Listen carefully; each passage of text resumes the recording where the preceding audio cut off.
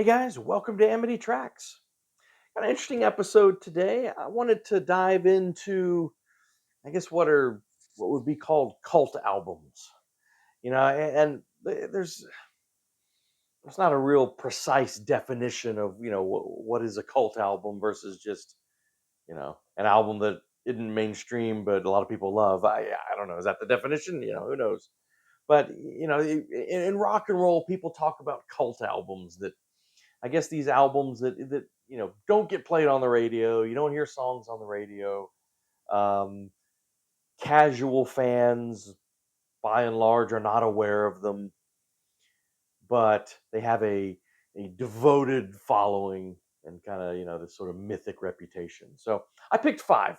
Now these aren't my top five necessarily. I'm not ranking them this time or anything. There are many others, but I just pulled five that I thought would be interesting to talk about.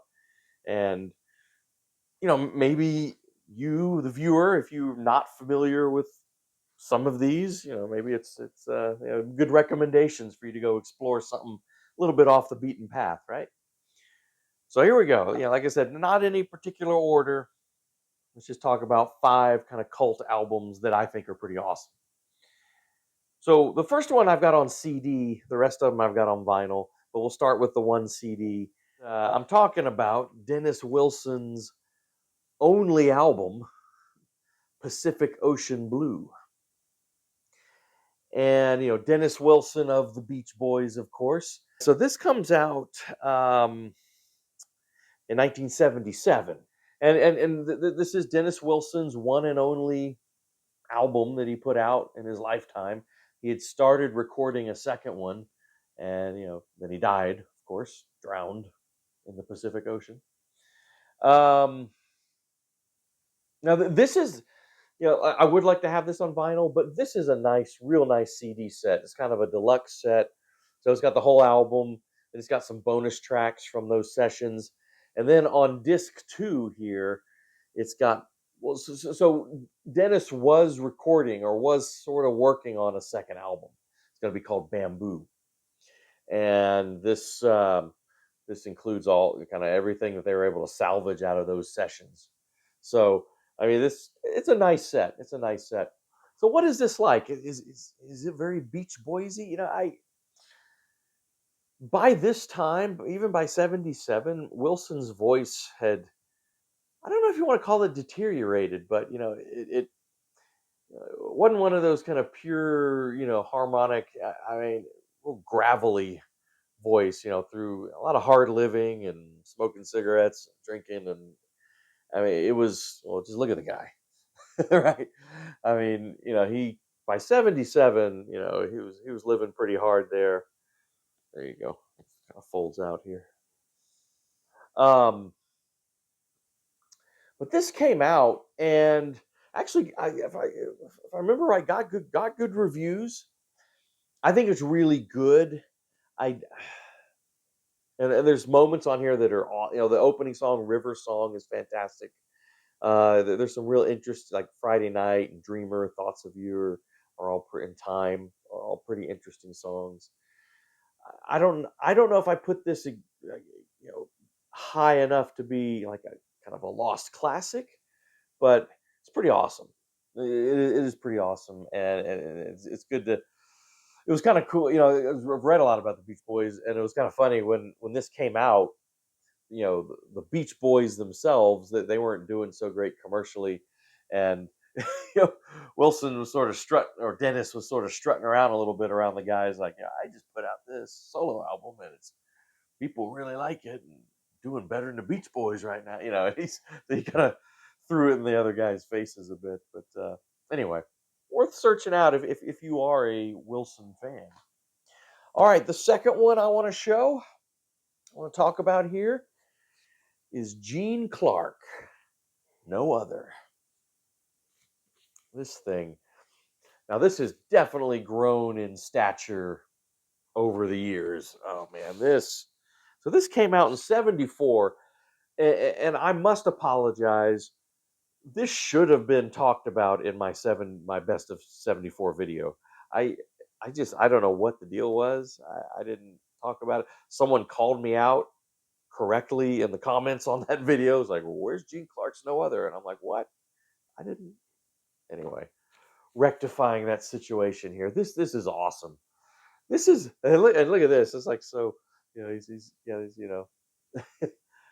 the makeup on and trying to trying to be glam a little bit. But man, this is such an interesting story here because Gene Clark, a lot of his stuff is pretty spare, acoustic, kind of folky, kind of country-ish. Eh, But this is like a whole different thing. Over the top, huge arrangements, some psychedelic elements. I mean, just all kinds of interesting stuff. Thomas Jefferson K uh, is the producer on here, and he just pulls out all the stops. And I mean, there's choirs, there's it's just a huge sounding record. But at its core, really good songs. Life's Greatest Fool, Silver Raven, title track, From a Silver Vial.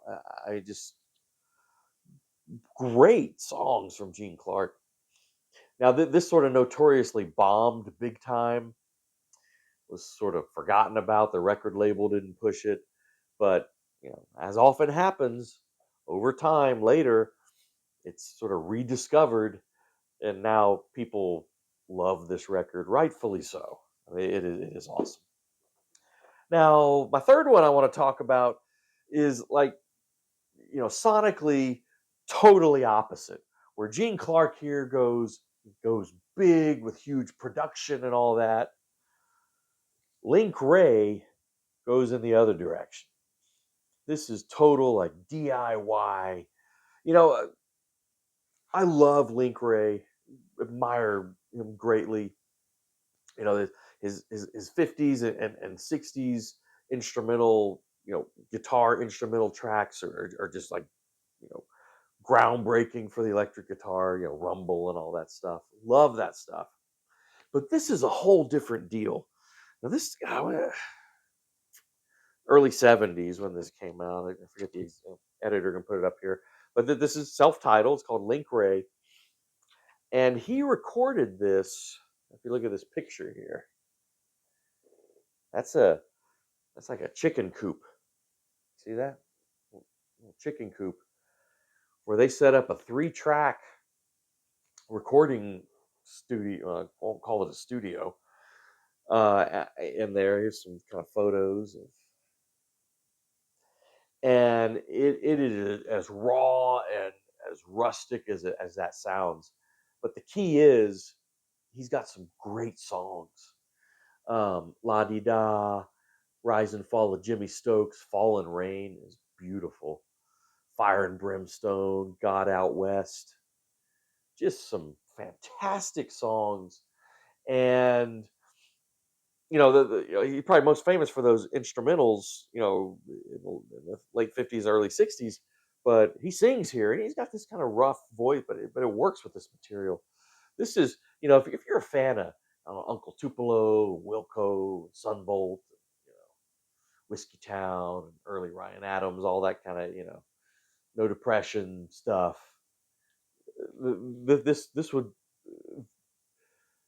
This has an authenticity that all those guys would love to be able to capture. And anyway, this is great. This is great.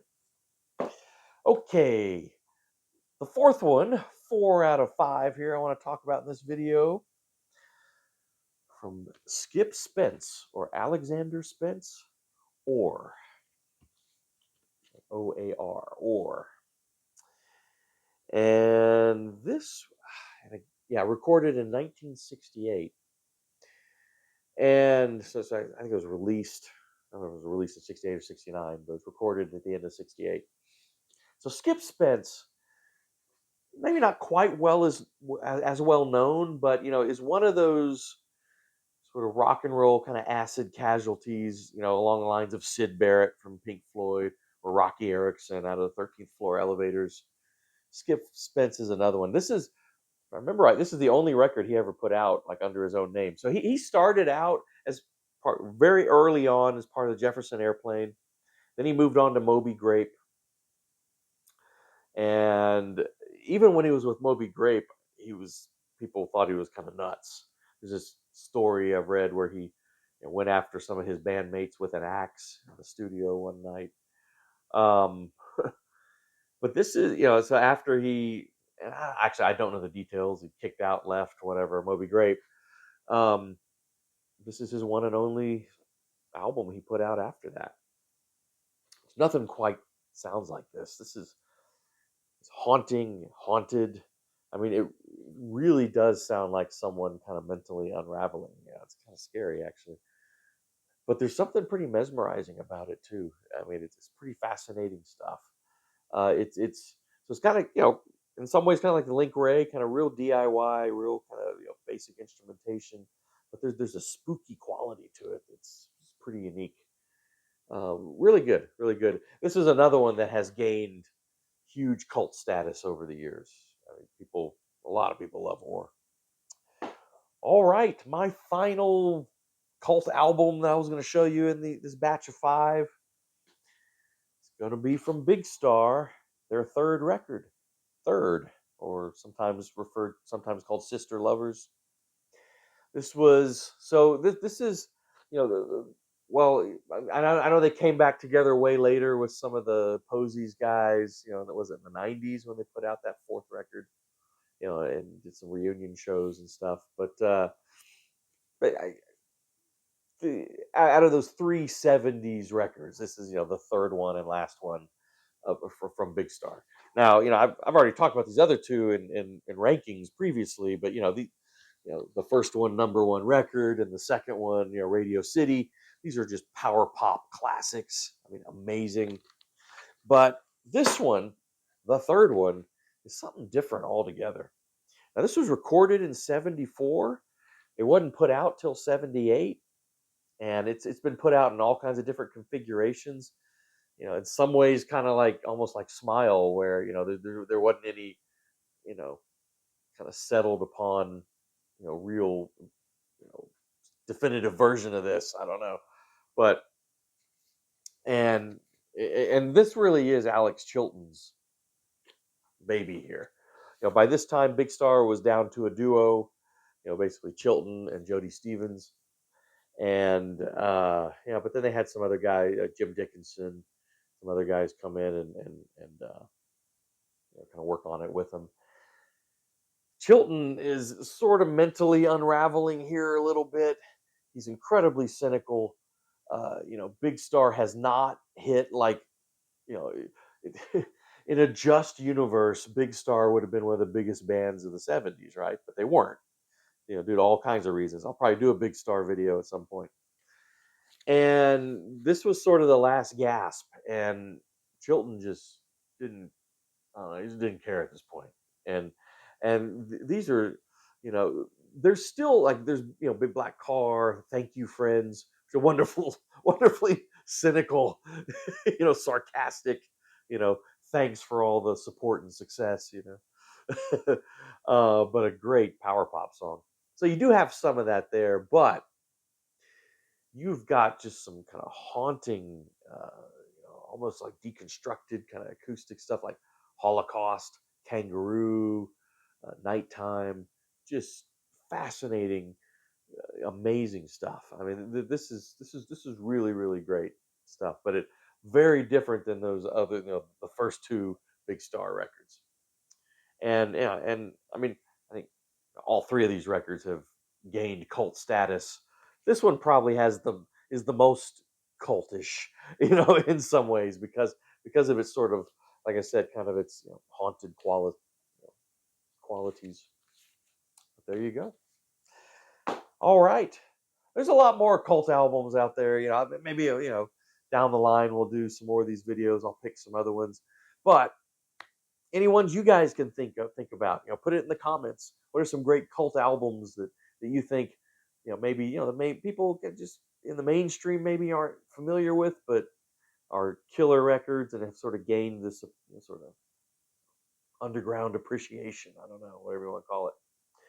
Yeah, so put them in the comments. Let's talk about it. And please do subscribe to the channel if you have not yet.